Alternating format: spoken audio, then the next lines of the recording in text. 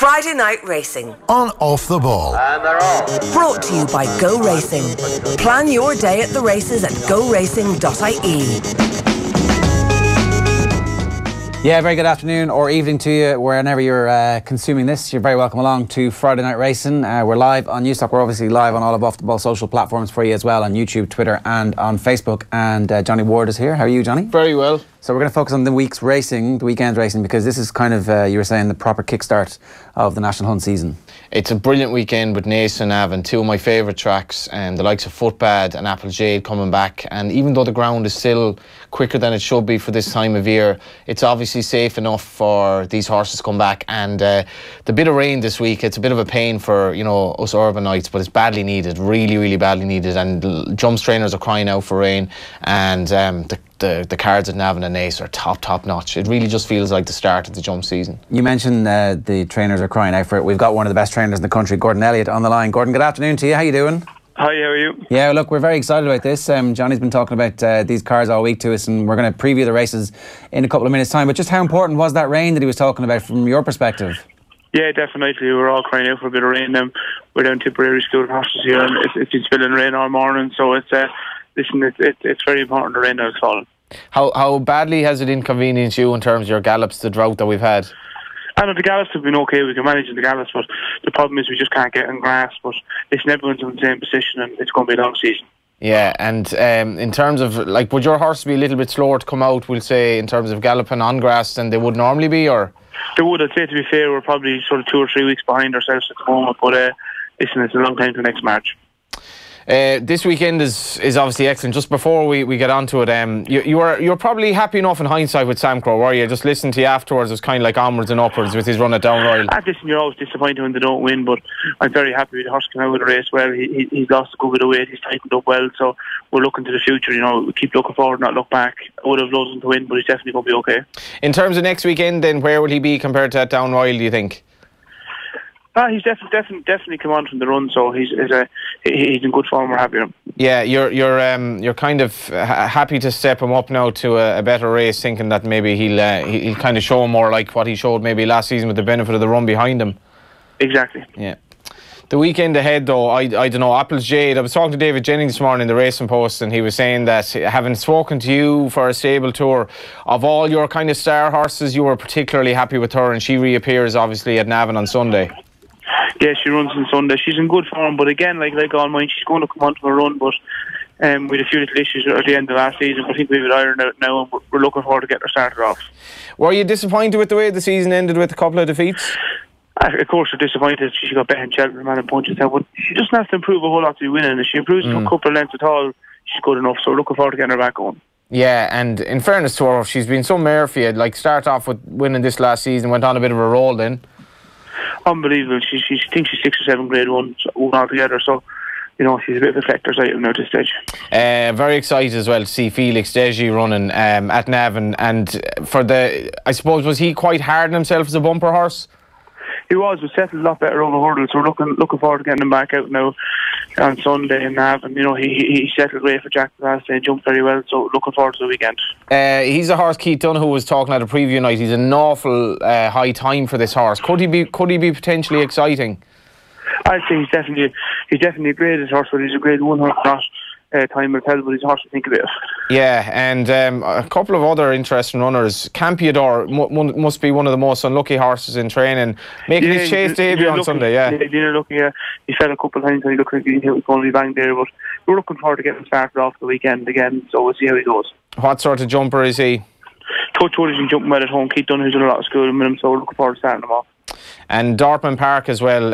He's obviously second season hurdler now. Did you think about going chasing with him? He runs on Sunday. He's only 5. We're going to keep him hurdling this year, but he's a big raw horse. He has to improve a lot over hurdles, but he's a chaser down the road. We might keep him hurdles this year just to mind him. Yeah, and I suppose the racing in general at the weekend, it's quite exciting because you just see the likes of Footpad coming back, the likes of Applejade, and you've all these proper good horses coming back at 2 proper national hunt tracks. Yeah, every weekend now there's going to be good horses out. It's great, you know, it's great to be involved in the whole time. What's your jockey situation now for the season ahead? Sorry? What's your jockey situation now for the season ahead? Who will you be using? I'm very lucky that, you know, I've obviously got Jack and David Russell riding for us. with a number of other jockeys as well. So there's no shortage of good jockeys there. So we're very happy with the situation we're in. What other horses can we expect to see in the next couple of weeks? Listen, if I start naming them out, I'm going to forget something. With 50 horses down Tipperary Galloping today, and they're all going to start off the next couple of weeks. So we've got a lovely bunch of horses, and we just need more rain. Have to ask you before you go about Malone Road. He won the bumper at Down Royal. I was up there on Saturday. I thought it was an astonishing turn of foot. And have you any plans for him? How good might he be? He looks good. He doesn't do anything fancy at home. He's the type of horse you like. But he'd probably go for a winner's bumper there over Christmas somewhere. Yeah, and he's a horse that is he going to make a nice chaser in time, do you think? Definitely, yeah. He won a point and that. So he's a horse for the future again. Like most of the horses we have, the big horse for the future. And before you go, anything for our listeners worth a couple of bob the weekend? What have I got over the weekend? I've actually 2 nice bumper horses running on Saturday and Sunday, so hopefully both of them run well. Their names, you know? Daylight Kate and Commander Fleet. Thanks a million, Gordon, for your time. Thanks, bye-bye. Thanks, bye. Gordon. Obviously, working the gallops in Tipperary. It's mad, like 50 horses schooling in Tipperary, and I know Thurles has been in the news lately because they've had to, I think they had to call off 2 meetings. Like Thurles was the all-weather track in Ireland before, the all-weather track on grass like in Ireland, because they never called off a meeting at Thurles, you know. I don't know what it is about the land in Thurles, but it's obviously very... it trains very well. It's not the limestone. What do you mean? Of course, we know what it is now because we had Willie McCreary explain that to us last week. Well, yeah, a lot of people have spoken about Willie's talking about the grass, actually. It's always interesting to hear something different on the show, but they had to call off 2 meetings because it was too dry. But Thurles is another track where they really bring loads of horses in for schooling, and it's another kind of way for them to generate revenue for the track. But it just shows you the size of Gordon's operation. We'll get him in someday, you know, 50 horses, you know, that's like 10 times a yard for a lot of trainers out there, and he's just schooling today, and he was very gracious to take a call for us, kind of I suppose a little bit unexpected, and to talk about the weekend ahead. Yeah, totally. Sandy Shaw, the senior handicapper, is going to join us in a couple of minutes time. If you want to pass the lads his number, that'd be great. Absolutely, yeah, that can be done.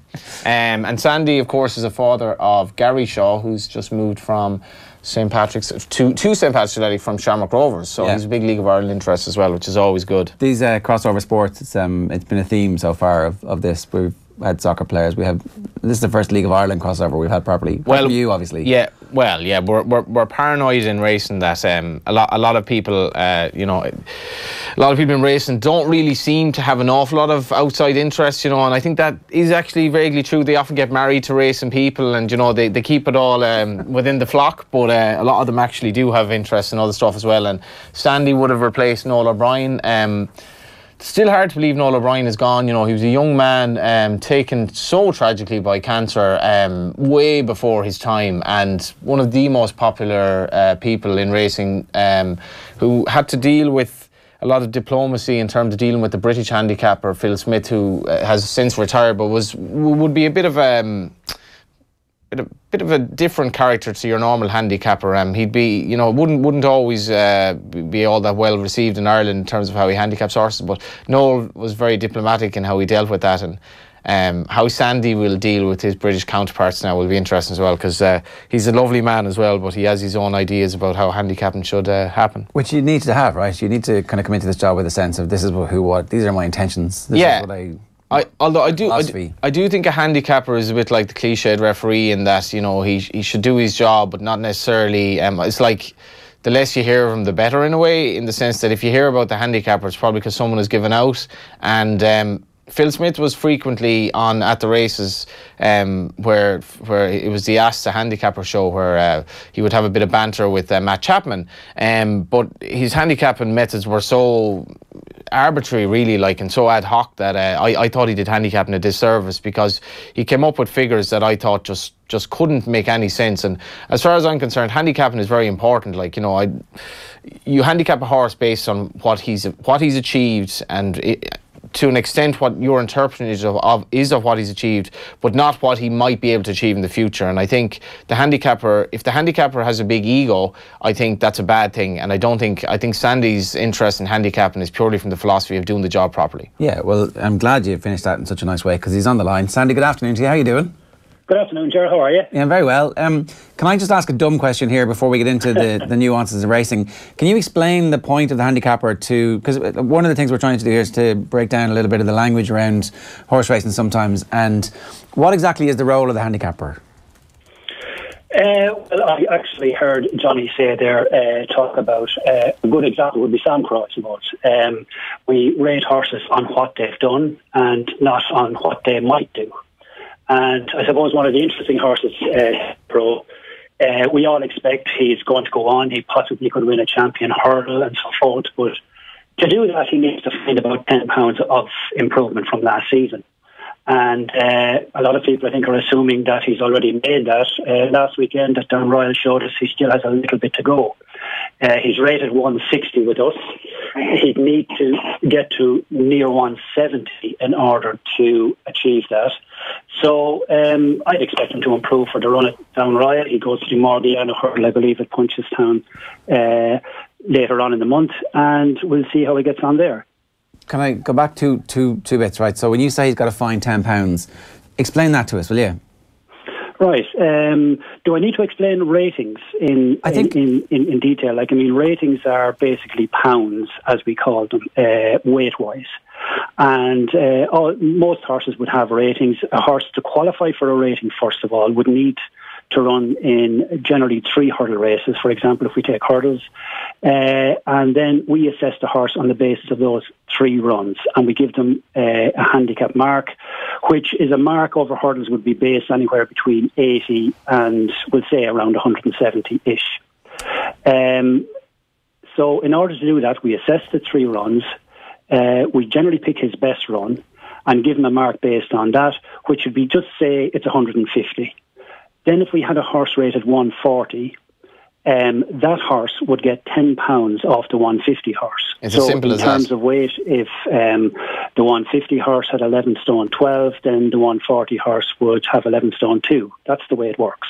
Okay, so when you say 11 stone 12, that is the weight of the jockey and the weights that they place in the saddle. Exactly. That is what the horse would carry jockey plus saddle plus lead plus whatever to make up that weight, yeah. Okay, and essentially the point of the handicap is that all horses are supposed to finish in the dead heat.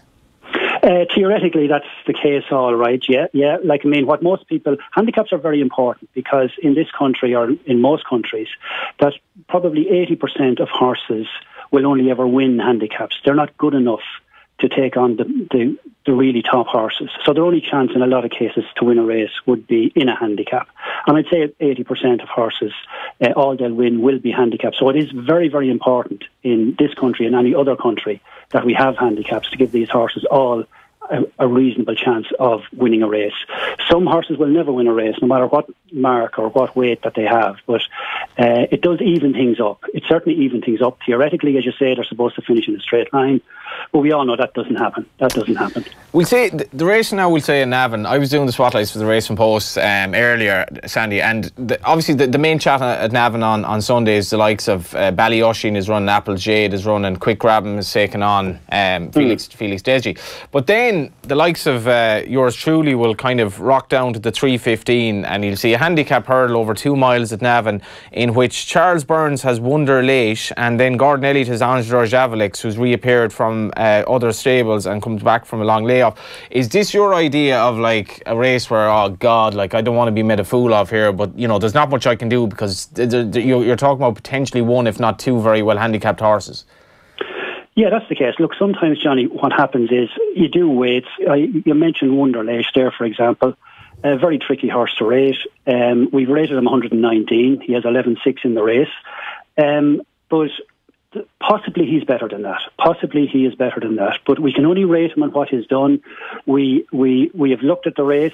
We've tried to assess it. He didn't beat much in it, but he beat what he beat. He beat it very easily.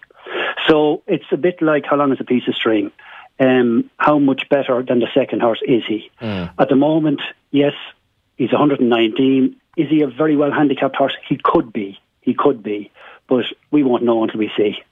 Your predecessor, obviously, we mentioned Noel O'Brien. His tragic passing, really, I think it's still very hard to get one's head around the fact that Noel is gone. But one of his one of his big things as a handicapper was he was a real faces people. He always went racing. He wanted to meet the trainers, and I always found that quite intriguing, that he was very much open to persuasion in terms of if a trainer said you've been harsh on my horse here, or just to talk to people and always be available to chat at the races. Is that your philosophy as well?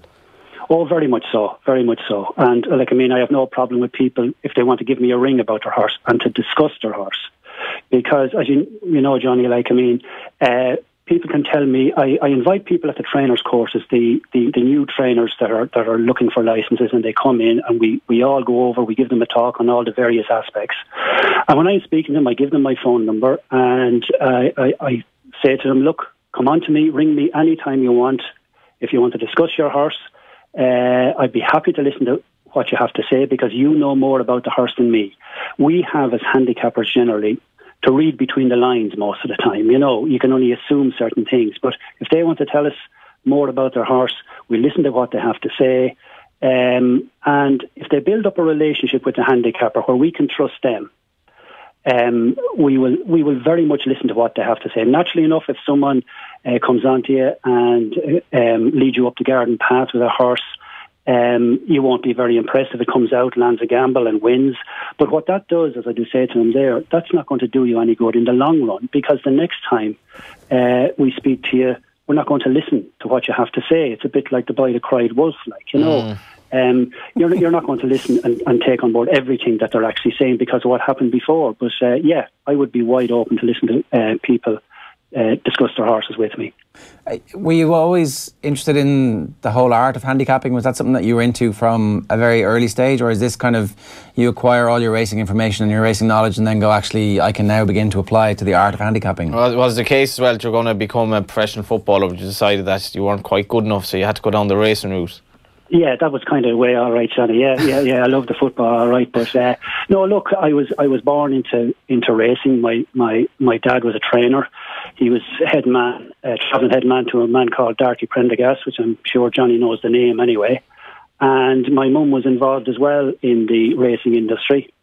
And my dad was a very good trainer. He trained the winner of the Irish 1000 Guineas. He trained the winner of the Ebar, a number of good races. And we were just, from the time I started school, all I wanted to do was get out and have some involvement in horses. And as it turned out, it was the stud end of things I ended up in. And it would just so happen that the advertising for the handicapping job came along at the right time. And I applied for it, got it, and I've loved it ever since. But going back, it was always going to be something to do with horses I was going to get involved in. But it just happened to be racing. I was actually more into the stud end of things up to that. But when it came up, I found it interesting. I did spend a short time in time farm over in England for a month during my summer holidays, and when I was about 17. So, I had a good idea how handicapping worked. I was very interested in it, and that's how it all happened.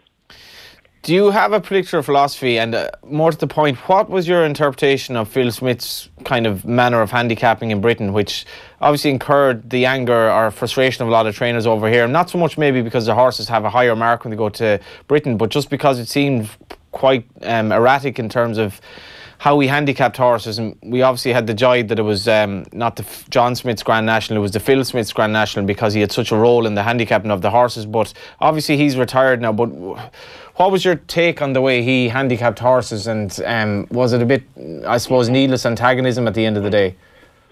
I think that might be a little bit harsh, Johnny. I think Phil was a very, very good handicapper. He tried to change things okay. He had some of his own philosophies. But I found him an easy man to deal with. There was, in fairness to him, there a couple of years ago, there was uproar when the weights came out for Cheltenham and the handicaps, and it turned out that we won 10 of the handicaps there. Does that justify it though? Well, from his point of view, it obviously would. The fact that we were able to win 10. You're probably talking more specifically about the Grand National, I think, rather than... No, in general, I'm just... There doesn't necessarily seem to be a pattern to how he actually handicaps horses. And I think actually Campiador, who runs at the weekend, I think the mark he got initially for the Fred Winter, to me was... like there was no logic to it whatsoever based on his juvenile form. And I looked at that and I was like, he looks at the Fred Winter market, he sees this horse well fancied, he sees connections, and he comes up with a figure. But then you look at the figure and it's like, there's no way you can legitimise that. And my problem with him was, and I never had this problem with you or Noel, was that he would come up with a figure based on things that had nothing to do with actually handicapping the horse on paper. In my view. No. Yeah, one of the things, now you mentioned Campiador, and he's probably slightly different to most in that he was a juvenile at the time, and also we always had a differential between our juveniles. We were always maybe 6 to 7 pounds less than them with our ratings. So if he had him, we'll say 6 or 7 pounds higher than us at the time, that would have been normal enough back then. Yes, then he would probably have added on 3 or 4 more pounds, which is what they were doing at the time. But I have to say, in fairness again, that the horse ran in the race, had every chance when he fell at the last in that particular race. So it's hard to say he was wrong.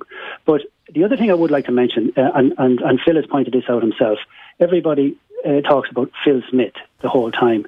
Phil Smith did the 3 mile plus chasers.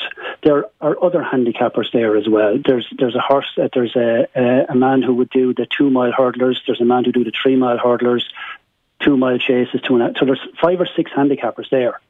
And Phil was the head of handicapping, but he wasn't necessarily the man who made those actual decisions. Yes, in the Grand National he would have, but not in the likes of with the likes of Campiador and so forth. But still, look, it worked for both of us. This, in the last 2 years, I suppose you would say, we've sat down to try and sort some of these issues out. And this, at the end of last season, for the first time ever, we actually agreed figures for all the juveniles, that their figure was the same as our figure. Nearly all of our 2.5 to 3 milers and all our chasers were more or less the same, or within a pound. So we are pulling it together. That's actually a big departure, actually, and that's something I think punters, as a particular group, would certainly warm to. Yeah. Like we made a conscious decision at the end of this season to try and look. We know there's an issue with it, and people don't understand it. But if you notice, Johnny, both for the Grand National in England this year and for Cheltenham, the previous year there was uproar. This year there wasn't a word. There wasn't a word. And we won kind of 50-50 with the handicaps this year as well, you know. And look, the only way it was going to work was if they came down a bit. And we said, you come down a bit, we'll come up a bit. And we'll meet somewhere. It was the only way to do it. And it has worked reasonably well. The handicaps were fine. We split them more or less down the middle.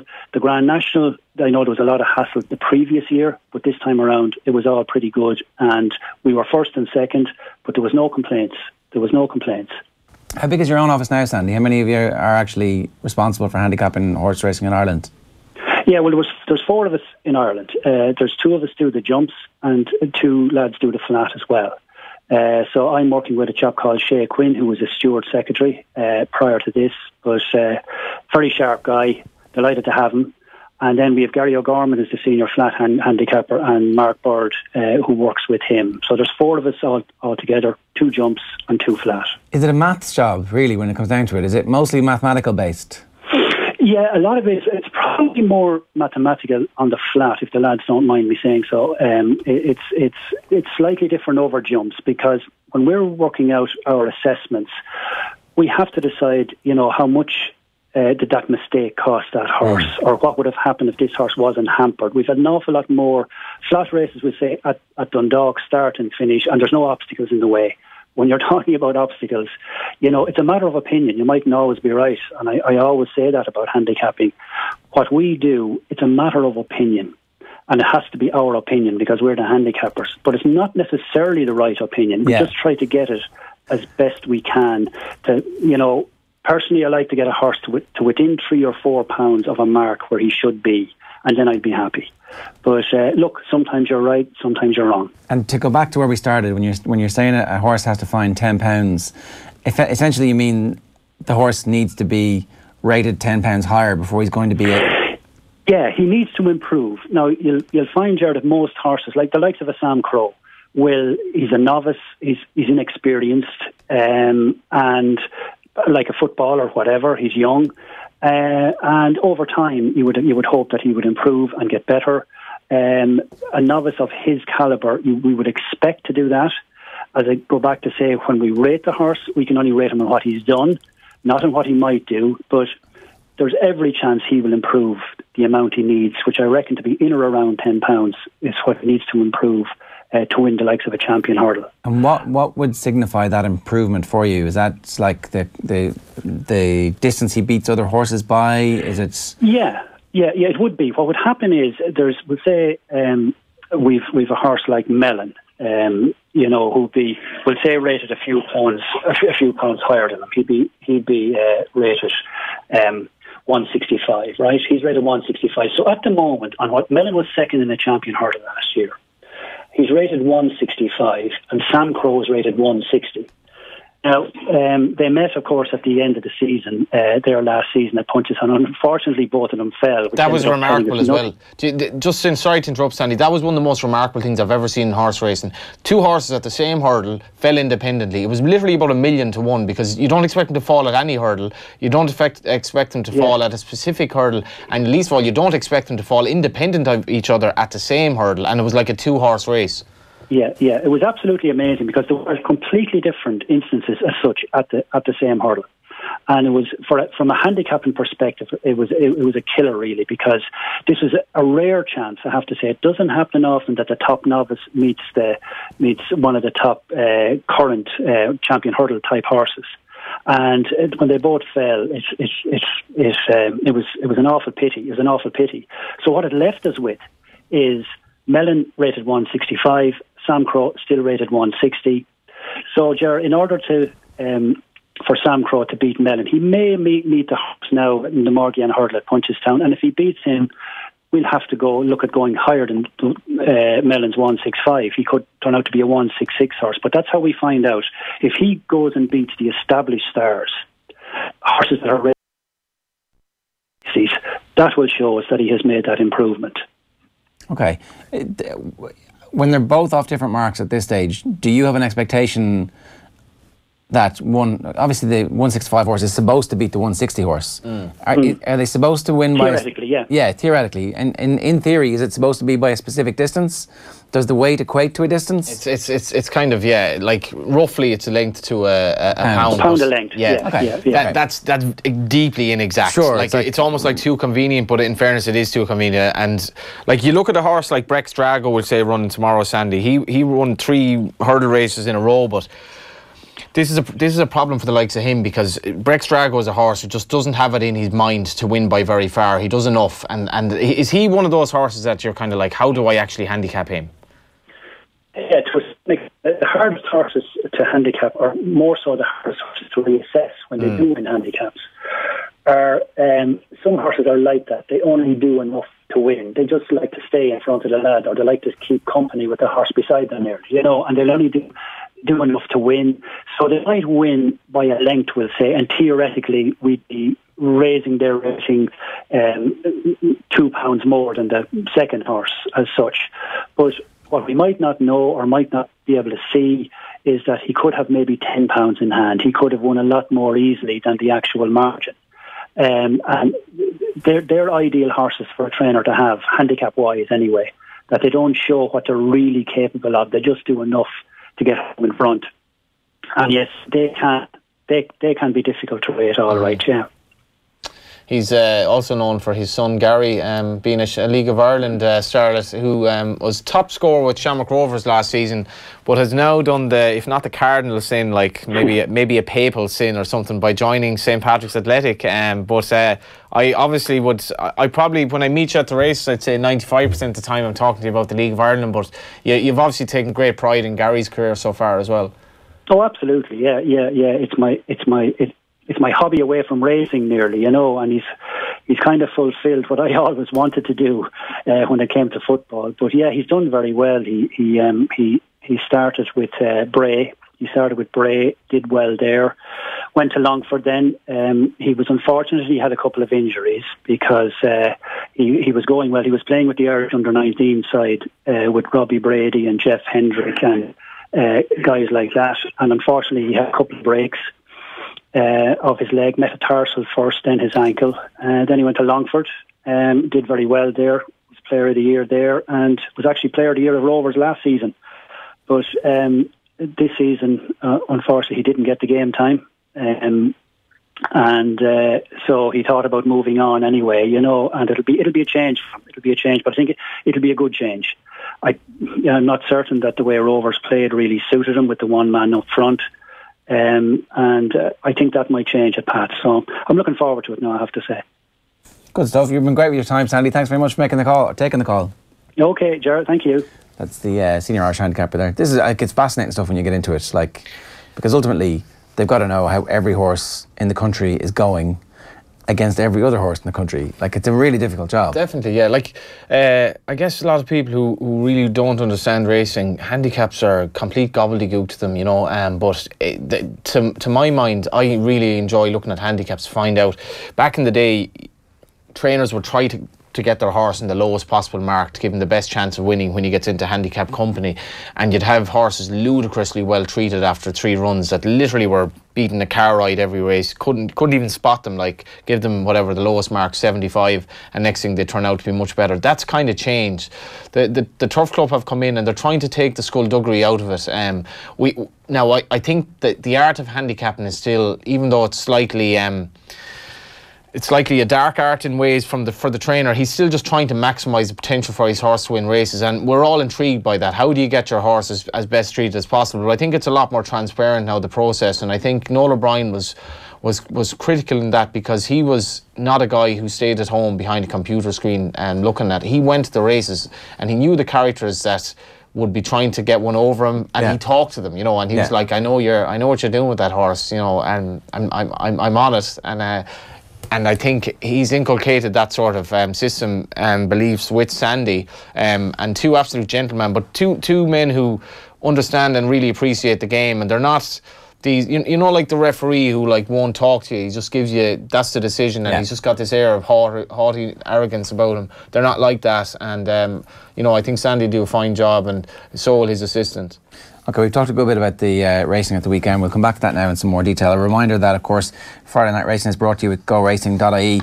Our bets, though, we need to talk about this, because our charity fund is now up to €1,305. We had 2 winners last week.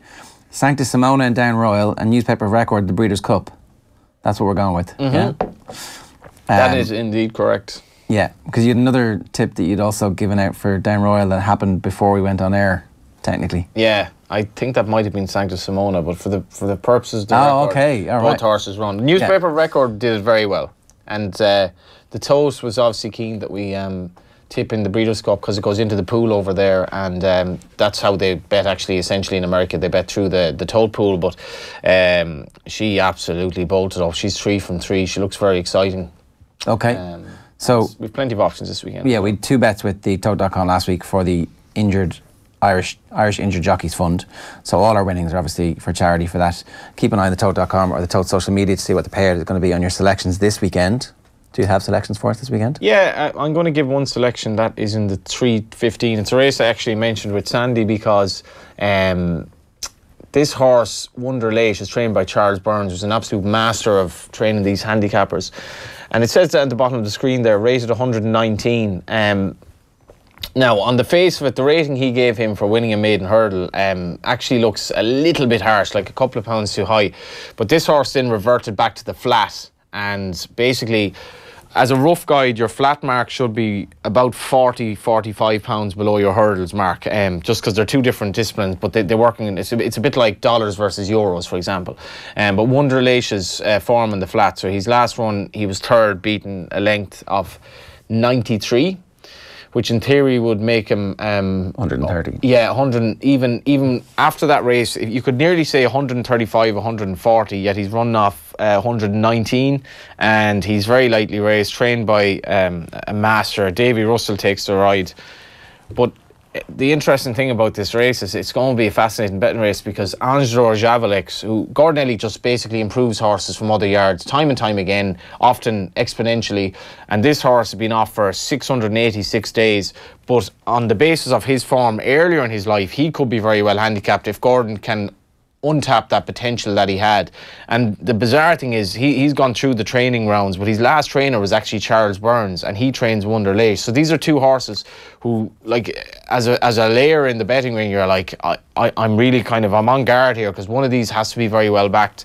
But I think Wonder Late is the obvious one. He really should be winning this. This is 3:15 at Naas tomorrow. At Navan on Sunday. At Navan on Sunday, yeah. Sorry, okay. Two of my favourite tracks. Two very similar tracks. Both begin with NA, but they're both left-handed, and they're both very stiff finishes. And they're actually, a lot of people confuse one with the other in terms of past form, and I'm a bit like that myself. But I want to give a mention to a couple of mates on a stag tomorrow at Naas, and it's a great place to go racing, because they have a new owners and trainers facility, which is right over the finishing line. This kind of a circular structure that they brought in this year, and it's a cracking racetrack. And Navan on Sunday will attract a big crowd as well.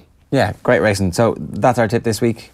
A win? That is our tip, yeah. We'll go with the win on Wonder Late. Okay, now, I've been asking you for the last while to talk to us about some horses that you're going to keep an eye on between now and November, or between now and March, which was interesting. When Gordon was there, it was like, yeah, it's a long old campaign to March. He was saying, when you were asking about some other horses. It's the narrative, well, it's still the narrative. Everything is geared towards Cheltenham. From a betting perspective, all those markets have been alive for a few months, and it's Cheltenham overall, really, in terms of what people remember in terms of your season, and Cheltenham still trumps everything else. Yeah, so Wonder Late is a horse you think has a chance in... Yeah, he's an interesting horse. Now, he's one of three horses I might just put up with a view to looking at Cheltenham this week. He's rated 119. I could see him rocking up at the festival in something like the County Hurdle or maybe the Martin Pipe, because he will get a bit further, and he's a horse just to keep an eye on for one of those handicaps. Charles Burns has had success at Cheltenham. He won a World Hurdle back in the day with Solwit. What a cracking horse. Paul Carberry rode him.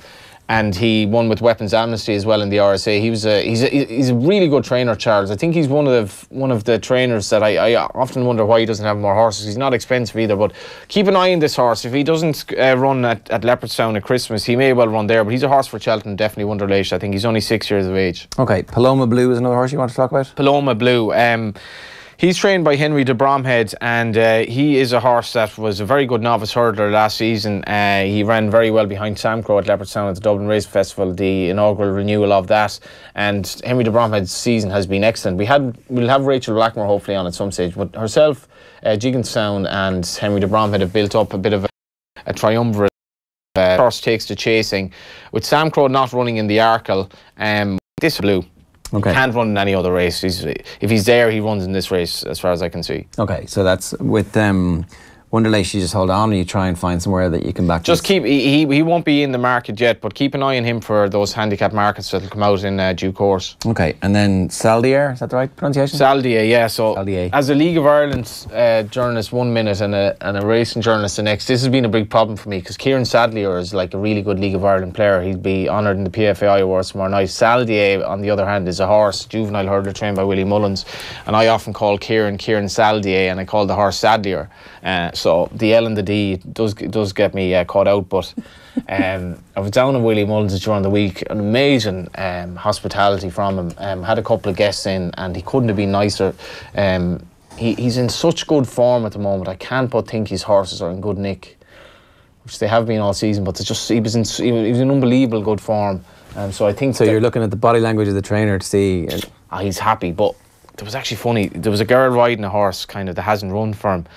And so did a couple of canters anyway, whatever, and came in, and Willie says to everyone, how is he, how is she, and she goes, oh yeah, this is a machine.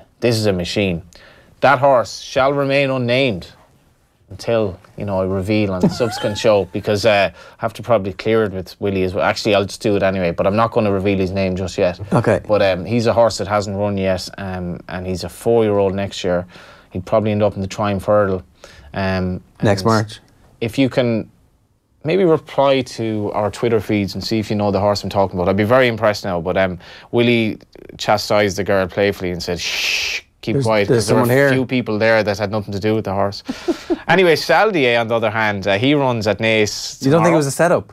They were like, here, listen, we've got Johnny Ward coming in. You'll spot him. And there'll be somebody, you just walk past and go, oh, this guy's a machine. Well, Willie told the story about he had this owner in, and I want to say the owner was from maybe the Arab world or somewhere in the east anyway, and he'd never visited the yard before, and his horse was actually working in front of him, and one of the guys who was on the horse, I think he might have been from Pakistan, but he was just new in the yard. And Willie was like, okay, I hope he doesn't say anything too derogatory about the horse. And he said, yeah, how did he go, like Kazim or whatever he was called? And Kazim's like, yeah, good. And then kind of goes off and he goes, but he's very, very slow. And Willie was like, oh God, the owner is here. So the owner was like, this lad's trying to pull a fast one on me. So Willie was like, this horse wasn't that long in the yard, and he was quite like, he was slow to his mind, but like, the work rider probably was like jumping the gun here a bit. So the horse rocks up in a bumper shortly afterwards, absolutely bolts up, right? Bolts up. The owner wouldn't go because he thought like that, Willie was trying to plum awesome. And the horse ended up being well fancied for the Cheltenham bumper. He couldn't remember the name of it. But so when the owner is there, you kind of... you probably don't want the work rider to say the horse is useless or particularly slow. Or amazing, because now all of a sudden the expectations are unbelievably high. So like, the work rider... Grand. I'm happy with that. As Aidan O'Brien said, he was very happy with him. But Saldier is in great shape. I got that. Footpad's in great shape. He runs as well on Saturday at Naas. And if you're racing at the weekend, you're spoiled for choice, really. You've Navan or Naas, the National Hunt Aficionados. It probably depends on what race meeting is more convenient for you. I'd strongly advise both. To see the gorgeous footpad in the flesh, one of the best jumpers I've ever seen. But Saldier, Ruby Walsh rides him for I think the first time in the hurdle race at Naas. But I'd have a few bob on him to win the champion hurdle. I know he's 5 and they have a terrible record in the race as a 5-year-old next year, but I think he's very exciting. Okay, so Saldier for the champion hurdle. Not Sadlier. Paloma Blue in the Arkle and Wonderleish for one of the handicaps. Yeah. Okay, so we make this a little feature of the show going forward, that we check in, see how they're getting on, and talk about a different Cheltenham horse or two every week to give a mention to, including the as yet unnamed Machine from Willie Mullins' yard. Yeah, because no one should be. Yeah, you can stick €1 each way in some of these that are like. It could be 33 to 1. Like Saldier is 33 to 1, I think, at the moment for the champion hurdle. Again, I don't really see him running any other race. Moved now. You've put him up. Yeah, well, such is the power of off the ball, but you might be taking on Sam Crow. It's the power of Johnny Ward. We all know that. Is there any of these other races that you want to talk about specifically that we haven't yet? Because there's like a brilliant field on a couple of these races, and I'm just looking back at some of the former winners, and you're like, okay. You did mention that. I think that was probably Big Zeb, Flemenstar. Yeah. So the Tote.com Fortria. The Fortria at Navan. Moscow Flyer, Al Capone. Native Upmanship. Some great names. Native Upmanship would have been racing around about the time I got into racing, which was the early 2000s, and he was very unlucky, Native Upmanship, because he wasn't a 2-miler, but he didn't stay the Gold Cup trip. So basically, at that time, there was no Ryanair chase. So your championship race at Cheltenham were either over 2 miles or 3 miles, 2 furlongs and a half. So he frequently chased home the backside of Moscow Flyer. He wasn't good enough to beat Moscow Flyer over 2 miles, and he probably wasn't good enough to beat him over 2.5 when they ran at Aintree. But if the Ryanair had been around, he could have farmed that race. And I remember saying that to Arthur Moore a few years ago, and he was just like, it is what it is, but he would have been totally suited. He's a lovely horse owned by John Magner, and I have fond memories of him. But Native Upmanship won the Fortria. Moscow Flyer, Central House, nickname Big Zeb, Flemenstar. Clarkham won it last year. Obviously went on to win the Galway Place. It's a proper race, and Ballyosheen probably be odds on Sunday. I would expect him to take the beating for Inda Bulger and Barry Geraghty. But it's a good renewal of the race again. Yeah, there are so many horses now that you're starting to recognise the names. It's great that they're all come back. Like Mellon could be taking on Sam Crow later on this month in the Morgiana. Footpad coming back, and Apple Jade as well. She was quite costly to follow at the end of last season, but in fairness to her, on her day, she won this race last year. She's a brilliant mare, and Gordon is obviously very pleased with her. That's the other grade too. I mentioned Felix Desi. This is a kind of this is the 105 for auction novice hurdle at Navan. Felix Desi is a very interesting horse because he was just too much of a head the ball really last season to really achieve his potential. It was kind of like... I wish we'd known that at the time. Yeah, I backed him at Cheltenham. Yes, we did. Unfortunately, did you back him as well? Yes. Yeah. Yes. The Felix Desjy bandwagon, obviously a little bit of word got out from the yard that he was going well because he's a load of ability. I know Keith Donoghue, who rides horses, he was at a preview night apparently, and he says this horse could be really nearly anything. And I thought at Galway he turned the corner. He just looked like the break and hurdles had made a bit of a man out of him, and I think he'll win on Sunday. He'll be one of my best bets. He's taken on Quick Grab, him, very good horse of Willie Mullins, but he's getting £7 off him, and that should be enough. I see Brian Cooper's on Ordinary World in the Fortria as well. The boy Cooper's career has gone through the roof since he appeared on this show. But more to the point, he just does seem to be riding Chris Jones's horses. And Chris Jones has a couple of good runners at the weekend and a couple of nice horses. He did a juvenile hurdler win under Brian at Down Royal at the weekend. And Chris has actually off the record kind of said that there's no retained rider arrangement, but at least on paper, Brian seems to be riding all his horses. Been on the record now. Yeah, well, anyway, what he said off the record was basically that there wasn't a story. So then it wasn't off the record. So it's on the record because there was no story. Okay. Chris is a great kind of patron of racing, but regardless of what Chris said, Brian Cooper seems to be riding a lot of his horses, and this is a big bit of news for Brian. If he's riding them or not longer term, who knows? But it's a major fill-up for him, and he had a big ride. He had a big ride for Gigginstown in the J&Y in a Grade 1 at the last Saturday, like a 9-2 shot. Who was admittedly disappointing, but Brian's career ever since he appeared we could be kind of like you're in the doldrums. Come on this show and we'll help you along. Last chance you. Yeah. Yeah, like we'll give you the boost that your career needs, that's why Gordon Elliott did it today, and Donegal O'Brien had a couple of weeks ago. I don't think they need any help, but there are some out there who do, and Brian Cooper did reckon that it did him no harm at all coming on this show, so it's open to other people to do likewise. There you go, Johnny. Good stuff. Enjoy the weekend's racing. Enjoy the weekend. Back from Lisbon. Yeah. I'd recommend it. Well, you know it all too well. Loved it. I was only there for a couple of days. Loved it. Thought it was a really fascinating city. Yeah. Good racing this weekend. Stay tuned to all of our platforms. We'll keep up to date on how those results are going. We'll obviously be back here next week. Same bad channel, same bad time. Until then, good luck. Friday Night Racing. On Off the Ball. And they're off. Brought to you by Go Racing. Plan your day at the races at goracing.ie.